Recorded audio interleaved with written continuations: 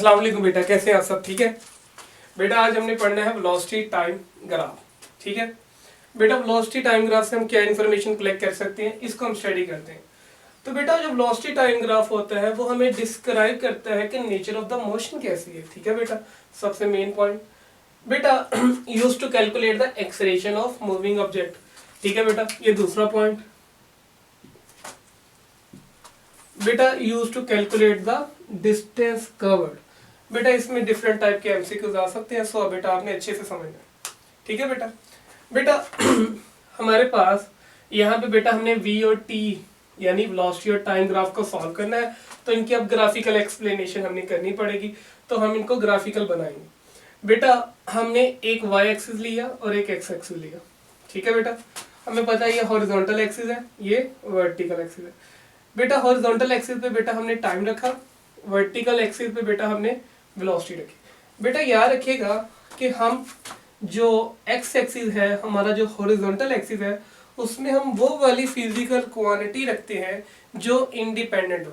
ठीक है, और बेटा वाई के ऊपर हम वो रखते हैं जो डिपेंडेंट हो। अब जब भी आपने बेटा ग्राफ को सॉल्व करना है तो बेटा आपने एक क्वांटिटी के रेफरेंस से दूसरी क्वांटिटी को बेटा डील करना है। ठीक है, चाहे आप टाइम को बेटा टाइम के रेफरेंस से वेलोसिटी को डील कर लें या वेलोसिटी के रेफरेंस से टाइम को डील कर लें। ठीक है, तो बेटा मैं आपसे एक बात कहूंगा कि आप एक्स वाली क्वांटिटी को बेटा डील एक्स वाली जो क्वांटिटी होगी एक्स एक्सिस के ऊपर, उसके रेफरेंस से वाई वाली क्वांटिटी को बेटा डील करें तो आपके लिए ज्यादा अच्छा रहेगा। ठीक है बेटा, ले बेटा जी हमारे पास सबसे पहला जो केस है उसमें हमारे पास हॉरिजॉन्टल एक स्ट्रेट लाइन। ठीक है, तो यहाँ पे जो उसकी वेलोसिटी है हम कहते हैं v, और यहाँ पे हम बेटा एक प्रोजेक्शन ड्रा कर देते हैं। ठीक है, और यहाँ से लेकर यहाँ तक जो टाइम उसने लिया वो बेटा कितना टाइम लिया t, और यहाँ से यहाँ तक जो उसकी वेलोसिटी है v। तो बेटा सबसे पहले हम निकालेंगे इसका एरिया अंडर ग्राफ। ठीक है, तो बेटा एरिया अंडर ग्राफ जो हमारे पास है, तो अगर हम देखें ये हमारे पास एक पैरेललोग्राम बनी हुई है, तो हमारे पास यहाँ पे एरिया अंडर ग्राफ बेटा हम क्या निकालेंगे, एरिया ऑफ द पैरेललोग्राम। तो बेटा पैरेललोग्राम को हम सॉल्व कैसे करेंगे, उसका एरिया बेटा हमारे पास होता है लेंथ क्रॉस विड्थ। ठीक है, तो हमारे पास बेटा यहाँ पे लेंथ कितनी है, तो लेंथ हमारे पास ये उसकी ओवरऑल लेंथ है। ठीक है, यहाँ से लेकर यहाँ तक लेंथ हमने मानी हुई है बेटा, कितनी मानी हुई है, v। ठीक है, तो बेटा हमने उसकी जगह बेटा क्या पुट कर दिया, v। और बेटा उसकी विड्थ कितनी है, वो हमने यहाँ से लेकर यहाँ तक उसकी विड्थ बेटा कितनी मानी हुई है, t। तो बेटा हमने t पुट कर दिया। तो हमें पता है कि सर v क्रॉस t का जो प्रोडक्ट होता है वो हमें क्या देता है, डिस्टेंस यानी s। ठीक है, तो बेटा एरिया अंडर vt ग्राफ हमें क्या देगा, डिस्टेंस कवर्ड। ठीक हो गया बेटा। अब बेटा कितना उसने डिस्टेंस कवर्ड किया हम उसको बेटा स्टडी कर लेते हैं। तो जब हमने देखा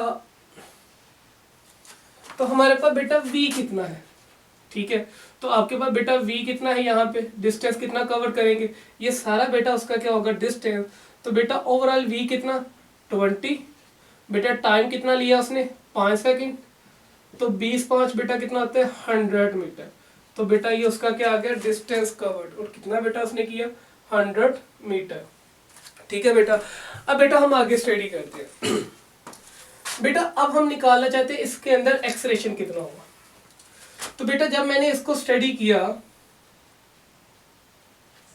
जब टाइम 0 था तो मैंने देखा कि जो मेरी कार थी जिसको भी मैं डील कर रहा हूं वो बेटा कितने पे खड़ी थी, 0 पे। जब मैंने ऑब्जर्व करना शुरू किया तब उसके पास वेलोसिटी कितनी थी बेटा 20।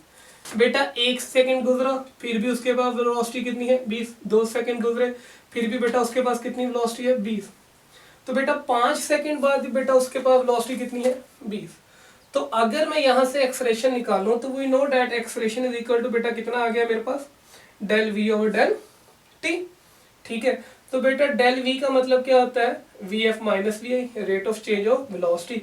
तो vf बेटा क्या है, final velocity minus initial velocity, और यहाँ पे डेल t का मतलब है final time minus initial time. अब बेटा हम यहाँ से यहाँ तक पहुंच गए, तो बेटा यहाँ से यहाँ तक जाने में गाड़ी की जो वेलोसिटी रही वो 20। तो इसका मतलब जब मैंने ऑब्जर्व किया इनिशियल वेलोसिटी जो उसके पास वी आई थी वो भी कितनी थी बेटा 20, और बेटा जो फाइनल वेलोसिटी थी बेटा वो भी कितनी थी 20। तो अगर मैं डेल वी निकालूं, अगर बेटा मैं यहाँ से डेल वी निकालूं तो आप कह सकते हैं कि जो आपके पास डेल वी आएगा वो वी एफ माइनस वी आई आएगा। तो बेटा 20 माइनस 20 बेटा कितना आ गया 0। ठीक है, तो जब बेटा डेल वी ही 0 हो गया तो बेटा एक्सलेरेशन भी बेटा क्या हो गया 0। तो इसका मतलब है there is no change in velocity. तो देन बेटा कोई एक्सलेरेशन होगा ही नहीं। तो हम कह सकते हैं कि बेटा एक्सलेरेशन बेटा क्या आएगा 0, क्योंकि वेलोसिटी कांस्टेंट है तो बेटा एक्सलेरेशन भी क्या रहेगा कांस्टेंट, और वो कितना रहेगा 0 रहेगा। ठीक है बेटा, बेटा ये पहला केस है। बेटा हम दूसरे केस के ऊपर जाते हैं। दूसरे केस में बेटा जो हमारी वेलोसिटी है वो बेटा क्या कर रही है इंक्रीज कर रही है। ठीक है, और बहुत ही सीक्वेंस के साथ कर रही है। तो हमारे पास यहाँ पे जो लाइन है ये थोड़ी सी बेटा हॉरिजॉन्टल से इंक्लाइंड है, और बेटा क्या है स्ट्रेट लाइन, और बेटा वो एंगल कितना बना रही है थीटा। तो बेटा सबसे पहले हम एरिया अंडर ग्राफ निकालें। तो हम यहाँ से क्या करेंगे एक प्रोजेक्शन ड्रा कर देंगे यहाँ से। ठीक है, तो बेटा ये उसकी क्या आ गई हाइट। तो हम यहाँ से लेकर यहाँ तक जो हाइट है इसको कह देते हैं कि बेटा ये क्या है v।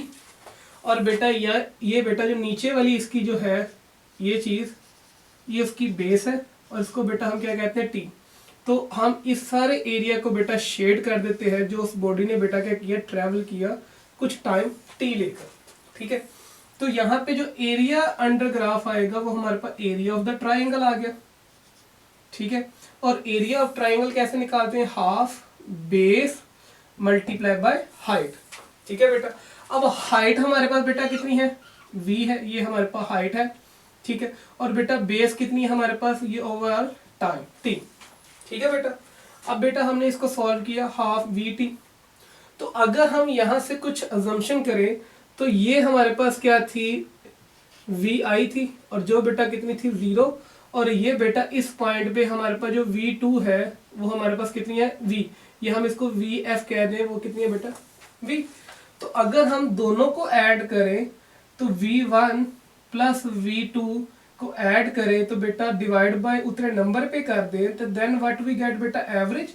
तो v1 बेटा कितनी थी 0, v2 कितनी थी बेटा v डिवाइड बाय बेटा 2।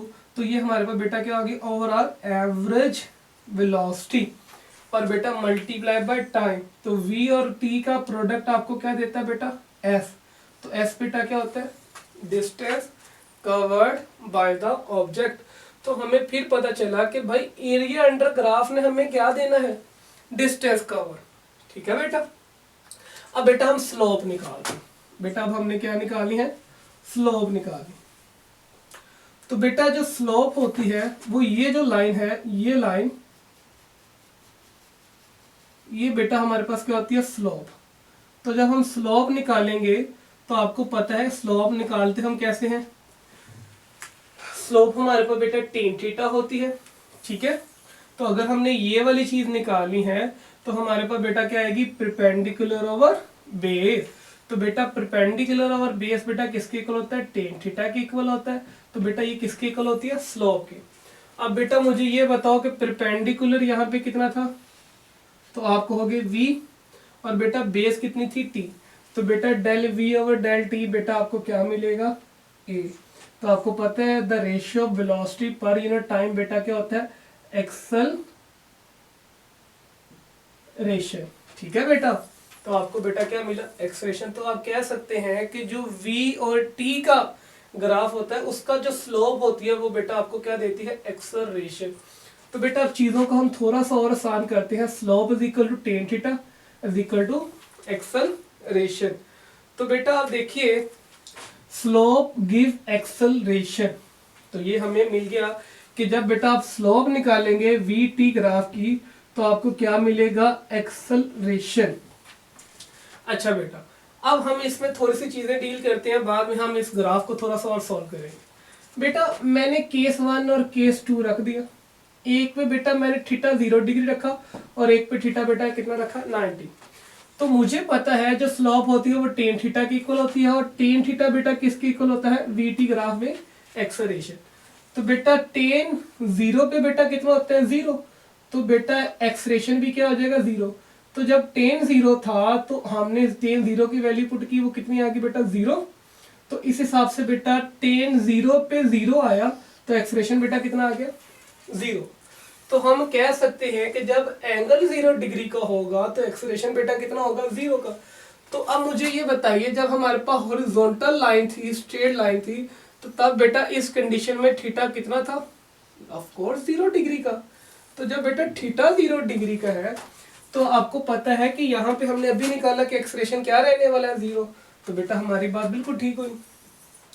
तो बेटा केस 2, जब थीटा 90 डिग्री हो तो टेन 90 पुट कीजिए तो आंसर क्या आएगा, इनफाइनाइट। तो इसका मतलब है कि जो एक्सेलरेशन आ गया वो आपके पास क्या आ गया, इन्फिनिटी। तो इन्फिनिटी पे एक्सेलरेशन क्या आ गया बेटा, मैक्सिमम। तो अब बेटा देखिए, हमने थीटा को 0 से 90 बेटा क्या करवाया, चेंज किया, ठीक है। तो आपका एक्सेलरेशन 0 पे कितना था, मिनिमम, और बेटा 90 पे क्या था, मैक्सिमम। तो आप कह सकते हैं कि अगर आपका थीटा इंक्रीज करता है तो आपका एक्सेलरेशन बेटा क्या करेगा, आल्सो इंक्रीज, ठीक है बेटा। अब बेटा यहां से हम एक और इंफॉर्मेशन निकाल दें। अगर आपको वी टी ग्राफ में ये वाला थीटा आपको गिवन हो जाए तो आप बेटा एक्सेलरेशन भी क्या कर सकते हैं, फाइंड कर सकते हैं। कैसे बेटा, हमें पता है कि बेटा थीटा हमारे पास यहाँ पे अगर 45 है तो आप मुझे बताइए टेन थीटा बेटा किसके इक्वल होता है, एक्सेलरेशन। तो बेटा थीटा की वैल्यू कितनी है, 45। तो बेटा टेन 45 पे क्या होता है, 1। तो आप कह सकते हैं एक्सेलरेशन बेटा कितना आ गया, 1, ठीक है बेटा। तो इस तरह बेटा आप बहुत सारी इंफॉर्मेशन कलेक्ट कर सकते हैं। तो बेटा जब इस तरह की लाइन आपके पास रहती है, एक इंक्लाइंड स्ट्रेट लाइन रहती है, इंक्लाइंड स्ट्रेट लाइन रहेगी, तो बेटा याद रखिएगा जो आपके पास एक्सेलरेशन आएगा वो हमेशा क्या रहेगा, कांस्टेंट। अब कोई से भी दो टाइम के इंटरवल ले ले, इन दोनों के दरमियान आप बेटा एक्सेलरेशन निकाल लें, ठीक है, या बेटा इनके दरमियान एक्सेलरेशन निकाल लें, ठीक है। आप जिस मर्जी के दरमियान एक्सेलरेशन निकाल लें, आपकी ये वाला इस रीजन के अंदर जो एक्सेलरेशन आएगा और जो इस रीजन के अंदर एक्सेलरेशन आएगा वो दोनों का आंसर बेटा क्या आएगा, इक्वल आएगा। तो बेटा इस कंडीशन में एक्सेलरेशन आपका क्या रहता है, कांस्टेंट। तो हमेशा याद रखिए जो इंक्लाइंड स्ट्रेट लाइन होती है वो आपको कांस्टेंट एक्सेलरेशन ही देती है, ठीक है, उसकी मैग्नीट्यूड हमेशा सेम रहेगी। बेटा अब हम एक बड़ा इंपॉर्टेंट केस स्टडी करने जा रहे हैं कि जब एक बॉल को आप ऊपर की तरफ थ्रो करते हैं तो उसका वेलोसिटी टाइम ग्राफ आप बनाएं, कैसे बनेगा, और उसका डिस्टेंस टाइम ग्राफ, सॉरी, जब आप एक बॉल को बेटा ऊपर की तरफ थ्रो करेंगे तो बेटा उसके दो ग्राफ हमने बनाने। पहला ग्राफ बेटा उसका क्या बनाएंगे, उसका वेलोसिटी टाइम ग्राफ बनाएंगे, ठीक है, और दूसरा बेटा हमने उसका स्पीड टाइम ग्राफ निकालना है। तो बेटा देखिए हमारे पास एक बॉल है, हमने उसको ऊपर की तरफ थ्रो किया, तो बेटा जब हम इसको थ्रो करेंगे किसी इनिशियल वेलोसिटी से तो आपको पता है तो इस पोजीशन के ऊपर उसकी वेलोसिटी क्या होगी, मैक्सिमम। जैसे जैसे बेटा बॉल ऊपर जाता रहेगा ग्रेविटी की वजह से उसकी वेलोसिटी डिक्रीज होनी शुरू हो जाएगी और एट हाईएस्ट पॉइंट उसकी जो फाइनल वेलोसिटी हो जाएगी वो 0 हो जाएगी। देन बेटा क्या करेगा, वो ग्रेविटी की वजह से यहां से नीचे की तरफ ट्रेवल करेगा और ग्रेविटी की वजह से फिर वो दोबारा अपनी वेलोसिटी क्या करेगा, गेन करेगा। तो बेटा अगर मैं इसका ग्राफ प्लॉट करूं तो अब बेटा मैं क्या करने लगा हूं, एक ग्राफ प्लॉट करने लगा हूं, और ये जो ग्राफ प्लॉट करूंगा बेटा ये वेलोसिटी और टाइम के दरमियान है, ठीक है बेटा। तो यहाँ पे बेटा पॉजिटिव और यहाँ पे बेटा नेगेटिव वेलोसिटी, ठीक है बेटा। तो जब मैं बेटा ऊपर से नीचे से ऊपर की तरफ थ्रो करूंगा तो उसकी इनिशियल बेटा वेलोसिटी क्या होगी, मैक्सिमम। अब देखिए बेटा यहाँ पे टाइम 0 है, ठीक है, और यहाँ पे वेलोसिटी भी हम इस रेफरेंस लाइन को 0 मान लेते। जब आप नीचे से ऊपर की तरफ थ्रो करेंगे तो उसकी उस इनिशियल टाइम के ऊपर वेलोसिटी क्या होगी, मैक्सिमम। तो जैसे जैसे बेटा ऊपर की तरफ जाएगा time will be change, time increase करता जाएगा, लेकिन उसकी वेलोसिटी बेटा क्या होनी शुरू हो जाएगी, डिक्रीज। तो ये हाईएस्ट पॉइंट पे जाके उसकी वेलोसिटी बेटा क्या हो जाएगी, जीरो।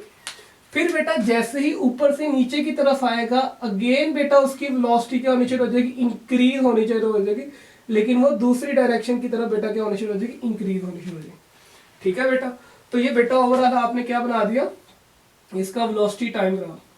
तो अगर मैं इस कंडीशन के अंदर ये आपसे क्वेश्चन करूं कि सर उसने डिस्प्लेसमेंट कितना किया, तो आप कहोगे सर उसने तो डिस्प्लेसमेंट कितना किया ओवरऑल, जीरो, क्योंकि वो जिस पोजीशन से ऊपर गया था, जहां से चला, वही बेटा क्या हो गया, वो वापस आ गया। तो बेटा आप कह सकते हैं कि उसका डिस्प्लेसमेंट बेटा क्या होगा, जीरो। ठीक है बेटा, लेकिन अगर बेटा मैं यही कहूं कि उसका स्पीड टाइम ग्राफ निकालो, स्पीड टाइम ग्राफ इसी केस के अंदर, तो बेटा आप कैसे निकालेंगे स्पीड टाइम ग्राफ। बेटा आपको पता है ना स्पीड एक स्केलर क्वांटिटी है। तो बेटा जब टाइम जीरो था, यहां पे हम टाइम लेंगे और यहां पे बेटा हम क्या लेंगे, स्पीड। तो जब टाइम जीरो था तो उसके पास बहुत सारी स्पीड थी, टाइम बढ़ता गया उसकी स्पीड बेटा क्या होनी शुरू होगी, जीरो, डिक्रीज होनी शुरू होगी, और फाइनली बेटा क्या हो जाएगी, किसी एक इंस्टेंट पे जाके उसकी स्पीड जीरो। देन बेटा दोबारा क्या करेगा, जब वो यहां से ऊपर की तरफ जाएगा तो बेटा उसकी स्पीड बेटा क्या होनी शुरू होगी, डिक्रीज। तो जब ऊपर से नीचे की तरफ आएगा अगेन उसकी स्पीड बेटा क्या होनी शुरू हो जाएगी, इंक्रीज। ठीक है, अब बेटा हम नीचे नहीं जाएंगे। क्यों नीचे नहीं जाएंगे, क्योंकि स्पीड है, स्पीड के बेटा क्या होती है, मैग्नीट्यूड होती है, और मैग्नीट्यूड हमेशा क्या होती है, पॉजिटिव। ठीक है, तो बेटा ये स्पीड टाइम ग्राफ और ये बेटा वेलोसिटी टाइम ग्राफ। तो ये बेटा आपने याद रखना है कि ये वेरिएशन कैसे आई। तो बेटा यहाँ पे अगर आप डिस्टेंस निकालेंगे, एरिया अंडर ग्राफ निकालेंगे, एरिया अंडर अगर आप ग्राफ निकालेंगे तो बेटा वो फिर आपको क्या देगा, डिस्टेंस कवर्ड। ठीक है, तो बेटा याद रखिएगा इस वाले केस में जब आप बॉल को ऊपर की तरफ थ्रो करते हैं, किसी बॉडी को ऊपर की तरफ थ्रो करते हैं, तो बेटा उसका डिस्प्लेसमेंट बेटा क्या होगा, जब ऊपर से नीचे की तरफ आएगी उसी पोजीशन के ऊपर, तो बेटा उसका डिस्प्लेसमेंट क्या होगा, जीरो। यहाँ से आपने बॉडी बॉडी को ऊपर की तरफ फेंका, वो मैक्सिमम हाइट में जाने के बाद बेटा वापस जब आएगी तो बेटा वो इनिशियल पोजीशन से हम जो फाइनल पोजीशन तक शॉर्टेस्ट डिस्टेंस लेते हैं उसको हम डिस्प्लेसमेंट कहेंगे। तो बेटा उसका डिस्प्लेसमेंट बेटा क्या होगा, जीरो, लेकिन उसने डिस्टेंस कितना ट्रेवल किया। ठीक है, तो बेटा उसका डिस्टेंस जीरो नहीं होगा। तो बेटा ये ऑल अबाउट बेटा क्या था कि हमने वीटी ग्राफ को बेटा हमने क्या किया, एक्सप्लेन किया, और हमने ये देखा कि वीटी ग्राफ से हमें क्या क्या इन्फॉर्मेशन मिलती है। ठीक है बेटा, ओके बेटा।